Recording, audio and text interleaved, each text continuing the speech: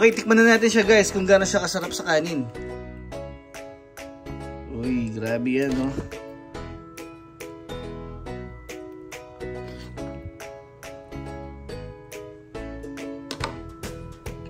Excited na ako guys. Malambot ng baka natin, no?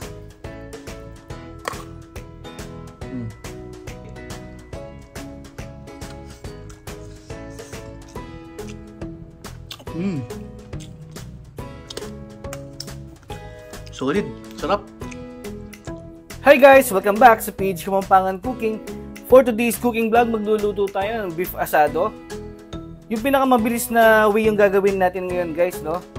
Ayan, nagpainit na tayo ng mantika. Ang una natin gagawin, i-fry muna natin yung ating mga patatas. Iniwa ko siya ng pang-asado. Fry lang muna natin yan guys. Medyo ito-toasted natin ng konti yan.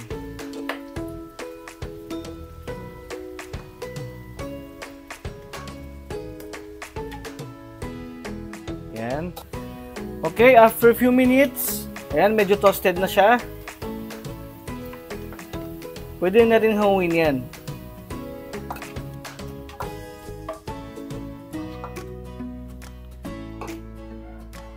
Then, bawasan lang natin yung mantika. Kasi masyadong madami guys. Para makapag-isa na tayo.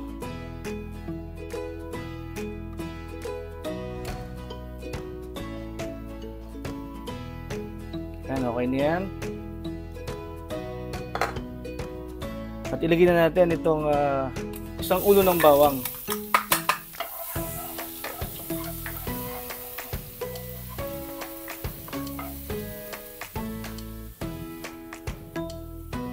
Kapag medyo brown na yung bawang, sunod na natin itong sibuyas.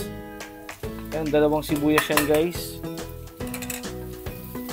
Yan, tuloy lang natin yung pag-isa ng mga 1 minute.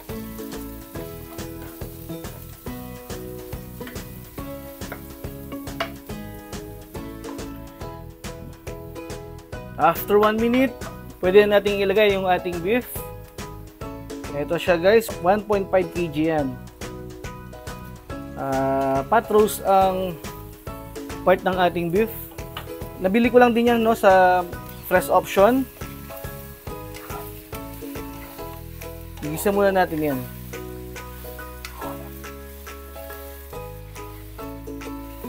Ayan guys, ang ganda ng ating beef. Pagkakalam ko guys, no, ginagamit din to pang steak, pero pwede rin natin gamitin pang asado or pang bistek, pwede rin. Yan, gisa muna natin yan ng mga ilang minuto.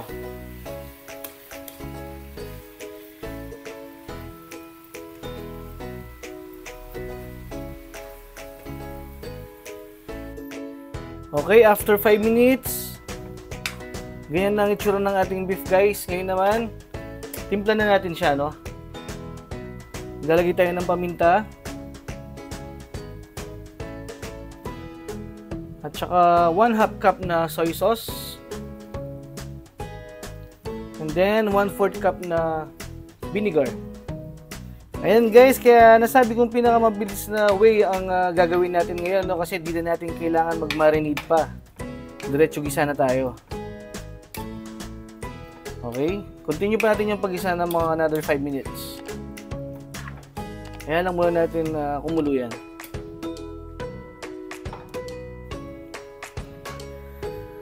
Okay, after 8 minutes, ayan guys, no, gisang-gisa na yung ating beef. Para na tayong nag-adobo, no? Mukha na nga siyang ano guys, so bistek. Ngayon naman, maglalagay na tayo, no, nung in-slice nating kamatis. 4 pieces na kamatis to guys. Lagay lang natin yan. At saka 70 grams na tomato paste.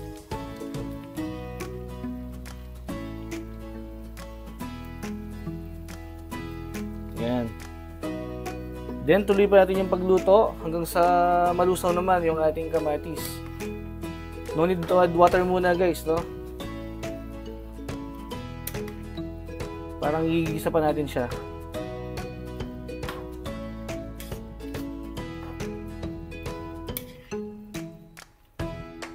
Pan na muna natin para mas mabilis maluto yung ating kamatis. After another 8 minutes, yan na siya guys. Nalusaw na yung mga kamatis natin.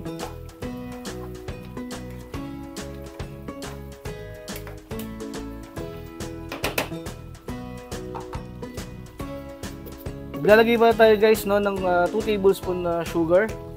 Optional lang to no, sa may gusto lang. And then, mag-add tayo ng water. Mga 2 cups of water. Haluin natin ng bahagya. Then, takpan lang ulit natin. At iset natin yung apoy no, sa medyo mahinang apoy. At balikan natin yan after 1 hour. After 40 minutes, yan, medyo natuyo na yung ating sabaw. Nagmantika na rin siya guys, so, pero medyo matigas pa yung beef natin, no? Ngayon, tikman natin para maitama natin yung lasa. Every 10 minutes pala kanina guys, sinahalo-halo ko yung bandang baba niya, no? Para hindi tayo matuyuan o masunugan. Yan guys, so nagmamantika na siya, oh. Tikman natin para ma-adjust natin yung lasa.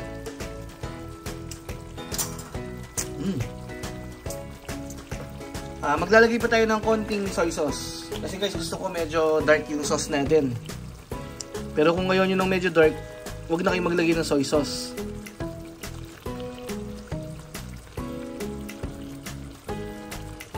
Yan. And then, maglalagay tayo ng isang pack ng seasoning. At saka konting tubig pa. Yan, mga 1 cup yun guys. And then, haluin natin. Yan, tamang-tama na yung lasa niyan. Konting lambot na lang at okay na yan.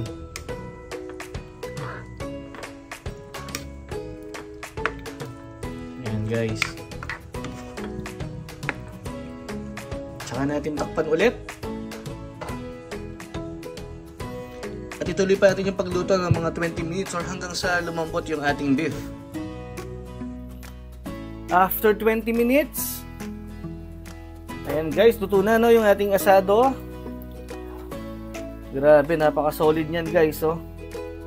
Mamantika na naman, sa sarap. Sarsa pa lang, ulam na. Okay, ngayon naman guys, no, ilagay na natin yung finry nating patatas kanina. Ayan. Then, bigyan natin ng mga ilang minuto yan, mga 5 minutes. Para mas maluto pa yung loob ng ating patatas. Ayan, ibabad lang natin. Para mas maluto pa.